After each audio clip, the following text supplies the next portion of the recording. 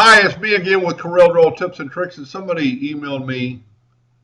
They took an X from Arial, but they want to use it in the design, so I'm kind of excited about because I made a couple of videos about using text for a design. But as you can see, this X isn't the same size top and bottom. And here's a little side note. If you go up to view and have snap to guidelines on, and you bring a guideline over that X, it doesn't really snap to it. It's because it says snap to guidelines and not snap from guideline. So to get it to snap to that guideline, you move the object to the guideline. And you can see that it's not perfect. This one's perfect. It's even on all aspects. So what you can do if you want to use this particular X, let's left click, right click on the mouse to get a wireframe, and let's go ahead and convert it to a curve because we're going to weld it in a second. And before I would do anything, these lines aren't, let's get the shape tool. These lines aren't lines, they're like a little bitty curve. So let's get rid of the nodes we do not need. And you can now see that it's a kind of a curvature. So let's grab them all and then right click and turn them into a line. And now they're lines. Now what I would do is Control D and make a duplicate and mirror it.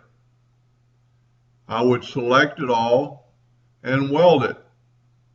I'd Control D and mirror it the opposite direction. Select it all and weld it. Now you have a perfect, you have a few nodes up there that I would get rid of. They're not going to really interfere, but it's just where the welding took place, top and bottom. I mean, it would work without it. But now you have a perfect X. And let's take the object and move it. When you get the 4-point line, let's zoom in a little bit. With your pick tool, wait till you get that 4-point X and it will snap to it, and now you can see that the X is perfect. And they kind of described what they're going to do, and it's pretty cool. Well, he showed me a graphic, but because the X wasn't perfect, it didn't work as well. My X is 10 inches, so let's make the nudge factor 9, and let's Control D and nudge it over. Control D again. And then grab it all, and since we've converted it to a curve the first time, it will weld. And you could do a lot with this design. Let's just take a random rectangle, put a P in the center of the page. Let's put our object in the center of the page with P. We've evidently got a lot of nodes going on right there, but it doesn't matter. It looks like they're good clean lines. I don't know what's happening when you click on it. There's a lot of nodes. You could delete those. I don't think they're going to interfere, but that's probably just because the welding. Anyway, that's enough on that. And then convert your rectangle to a curve.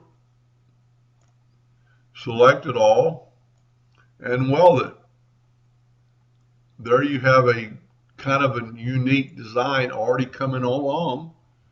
Let's make it, and you wouldn't do that if you design it for real, let's make it 10 inches tall. Let's make our nudge factor 9.9. Control D and make a duplicate and move it down. Select it all and weld it. And now you've got a design going on that you could just keep going and going and going, and it would make a pretty cool graphic for something. Bunch of diamonds and half diamonds. Anyway, I hope that helped them a little bit. Thank you for watching.